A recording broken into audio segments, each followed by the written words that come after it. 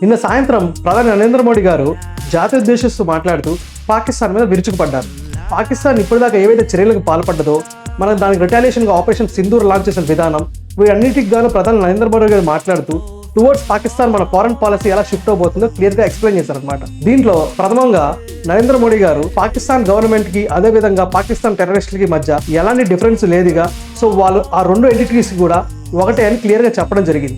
ఎందుకంటే ఏవైతే ఎవిడెన్సెస్ మనకి దొరికాయో ఆ ఫోటోగ్రాఫ్స్, దాంట్లో టెర్రరిస్టులకి స్టేట్ లెవెల్ ఫండర్లను ఇవ్వడం జరిగింది. సో ఆ స్టేట్ లెవెల్ అంత్యక్రియలు ఇచ్చినప్పుడు అక్కడ ఆర్మీ చీఫ్ మరియు ఇతర కమాండర్స్ కూడా ఉండడం జరిగింది అనమాట. దీన్ని దృష్టిలో పెట్టుకుంటూ ఇప్పుడు పాకిస్తాన్ గవర్నమెంట్ కి పాకిస్తాన్ టెర్రరిస్టులకి మధ్య ఎలాంటి డిఫరెన్స్ లేదని చెప్పి ప్రధాని నరేంద్ర మోడీ గారు మనకు చెప్పడం జరిగింది. అదే విధంగా సెకండ్లీ ఏమైందంటే, ఏవైతే మనకు పాకిస్తాన్ ఇప్పటిదాకా న్యూక్లియర్ బ్లాక్మెయిల్ చేస్తుందో దాన్ని ఇండియా సహించబోదు, దీని మీద కౌంటర్ మెజర్స్ తీసుకోబోతున్నామని చెప్పి క్లియర్ ఇండికేషన్ ఇచ్చారనమాట.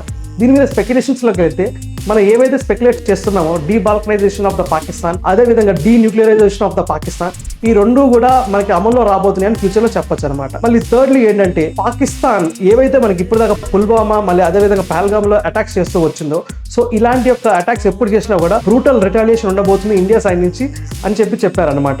సో దీంట్లో చూసుకుంటే just not only surgical strikes, ఇంకా ఒక అడుగు ముందుకే వెళ్ళి వీళ్ళని బ్రూటల్ గా క్రష్ చేస్తాం టెర్రరిస్ట్ అని ఎవరైతే చర్యలు పాల్పడతారని చెప్పడం జరిగింది అనమాట. ఇంకా లాస్ట్ అండ్ ఫైనల్ గా ప్రధాని నరేంద్ర మోడీ గారు మాట్లాడుతూ ఖూన్ ఆర్ పానీ ఏక్ సాత్ నహీ బహేగా అన్నారు. అంటే ఏంటంటే నీరు మళ్ళీ రక్తం ఒకేసారి ప్రవహించలేవని చెప్పి. సో దీని డైరెక్ట్ ఇండికేషన్ ఏంటంటే ఇండస్ వాటర్ ట్రీటీని మన ఇండియా రీసెంట్ గా సస్పెండ్ చేసింది. కాకపోతే దీనికి సంబంధించిన ఎగ్జిక్యూటివ్ యాక్షన్ ఇంకేమైనా స్టార్ట్ చేయలేదన్నమాట. For example like construction of dam or diversion of the water. So ఇలాంటి వర్క్స్ అన్ని కూడా మన ఫ్యూచర్లో ఇంప్లిమెంట్ చేయబోతున్నాం అని చెప్పి ప్రధాని నరేంద్ర మోడీ గారు చెప్పడం జరిగింది.